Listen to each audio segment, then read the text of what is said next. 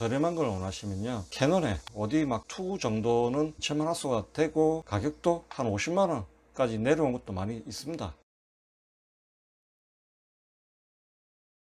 여러분 안녕하십니까. 사진작가가 되시려면 카메라를 사셔야 되는데요, 카메라는 어떤 걸 사셔야 되고 렌즈는 기본적으로 어떤 걸 사셔야 되는지에 대해서 말씀을 한번 드려보도록 하겠습니다. 시중에 나와 있는 이렇게 4종류의 카메라가 크게 분류가 있습니다. 똑딱이 카메라라는 것은 그냥 주머니에서 쓱 꺼내서 찍으시면 되는 이런 카메라 바디와 렌즈가 일체형으로 되어 있는 컴팩트 카메라를 말하는 겁니다. 쉽게 똑딱이라고 합니다. 그냥 똑딱 열고 바로 찍는다고 해서 똑딱이라고 하고요. 그 위에는 하이엔드급이라 그래서 이렇게 렌즈도 좀 커지고 바디도 좀 커지는, 이 DSLR 보다는 좀 작습니다만은 확실히 이 똑딱이보다는 좀 큰, 렌즈도 좀 커지는 하이엔드급 카메라가 있는데요.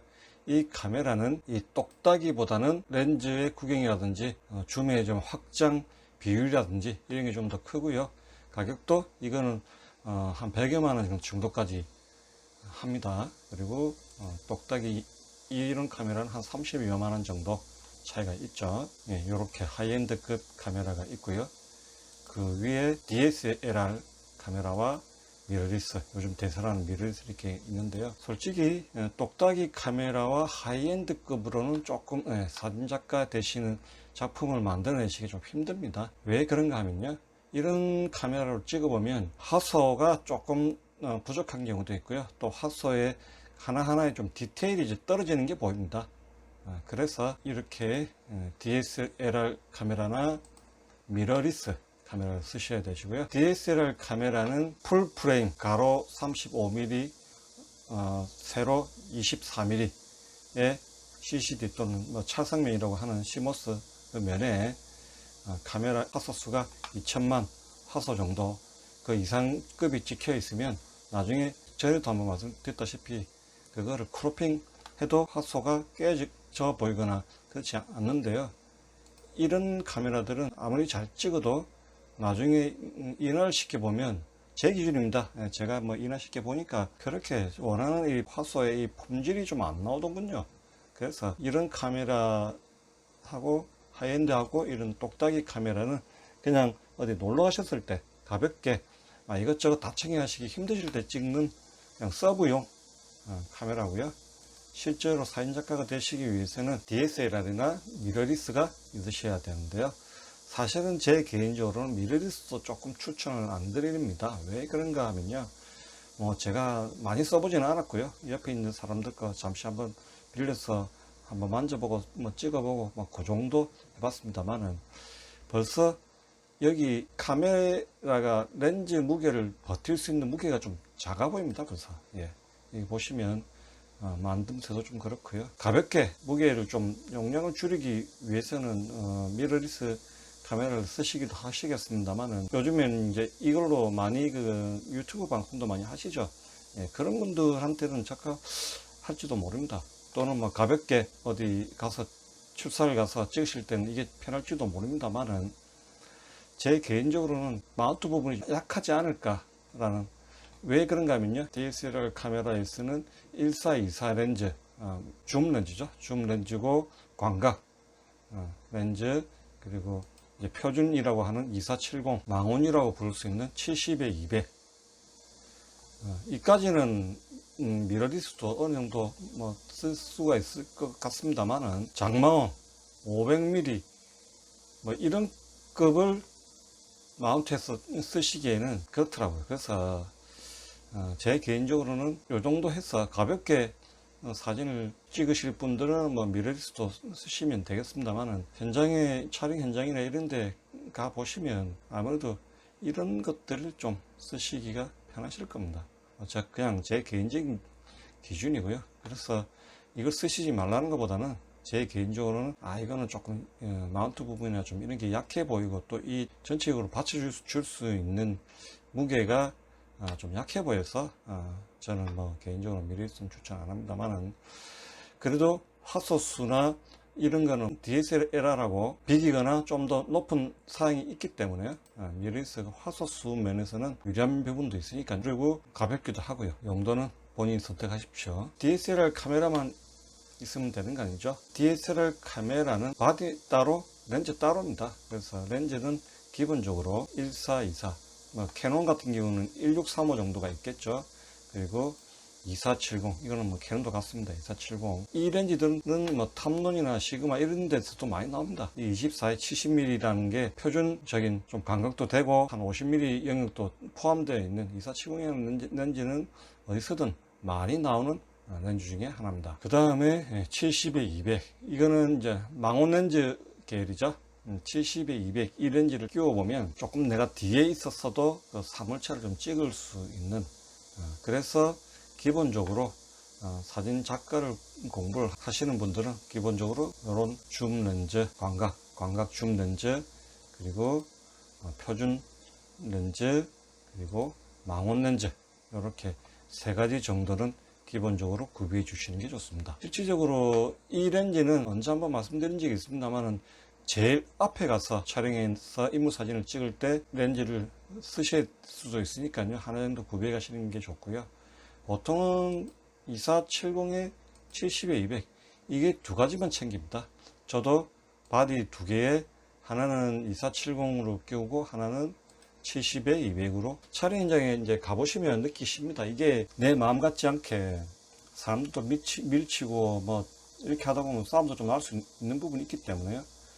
그럴 때에 그 앞에서 렌즈 갈아 끼운다고 시간 보내시는 것보다 차라리 바디 두 개를 해서 2470, 하나는 70에 200 찍으시는 게, 촬영해서 찍으시는 게 유리하다라고 말씀을 드려봅니다. 미러리스 렌즈는 요새 이제 많이 나오고 있는 것 같더군요. 제가 이제 니콘 홈페이지에 가서 이 사진들은 전부 니콘 홈페이지에서 제가 이제 스크랩해서 가져온 사진들인데요.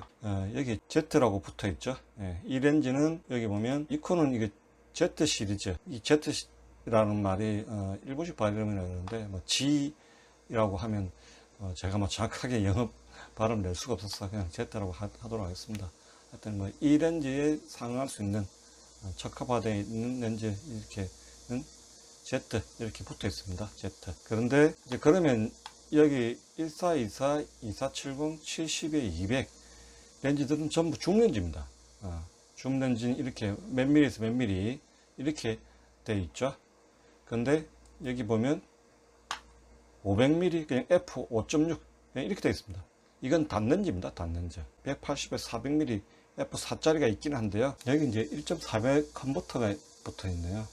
이 컨버터는 쓰시는 거 별로 그렇게 추천 안 합니다. 제가 1.4배, 2.0 두 개를 다 써본 기호로는 확대는 되는데 화질은 단렌즈로 찍었던 거에 비하면 화질이 그렇게 좋지 않더군요. 자, 이렇게 해서 기본적으로 어떤 바디와 어떤 렌즈로 구성을 하셔야 되는지 한번 설명을 드렸고요. 여유가 되시면 이렇게 다 사고 다니시면 됩니다만은 솔직히 이거는 지금 D5, 지금 D6까지 나왔죠.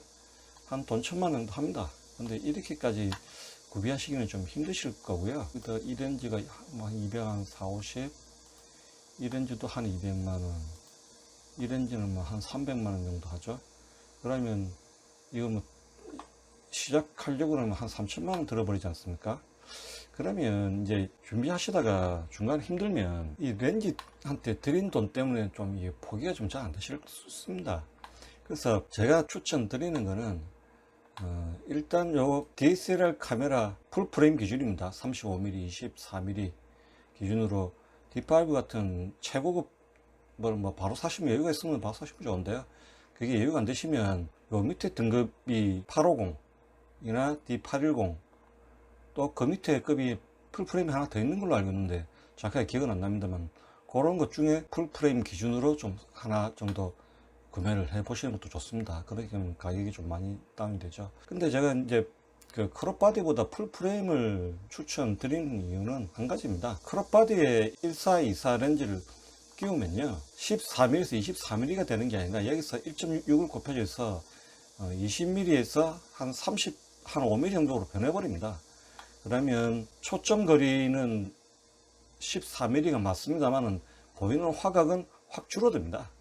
그래서 이 렌즈를 제대로 사용이 안 됩니다. 그래서 제가 말씀드리는 거는 초반에 좀 안 되시더라도 바디는 좀 좋은 걸로 사 주시는 게 좋지 않을까 생각합니다. 그래도 굳이 렌즈를 14, 24, 2470, 70, 200 중에 그러면 나는 여유가 없어서 뭘 사야 될지 모르겠다 라고 하시는 분들은요, 제가 그 인물 촬영을 많이 다녀보니까요, 가까이서 볼 수 있는 환경이 그렇게 쉽지 않더군요. 그래서 70에 200, 70에 200, 굳이 이 세 개 중에 뭐 하나 정도를 선택을 하라 그러면 70에 200 이 렌즈를 추천을 드립니다.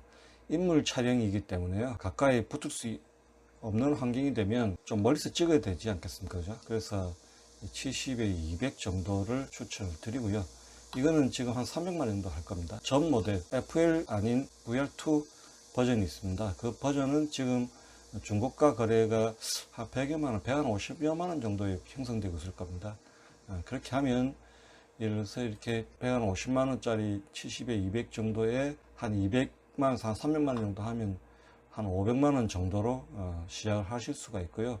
그것도 역시 중고 거래 사이트에 가셔서 하시면 성능에 따라서 D810 같은 경우는 지금 제가 정확하게 못 봤습니다만은 한 100여만 원 이하로 하는 좋은 물건들이 많이 중고 사이트에 나오더군요. 그러면 이거 70에 200까지 합치면 그렇게 한 200만 원 정도 하면 일단 구성이 되시니까요. 그것도 좀 힘들다 그러면 70에 200 중에서도 캐노이드 니콘 본 제품 렌즈 말고요, 서드 파트인 탐론이나 시그마 렌즈도 이 70에 200대로 많이 나와 있습니다.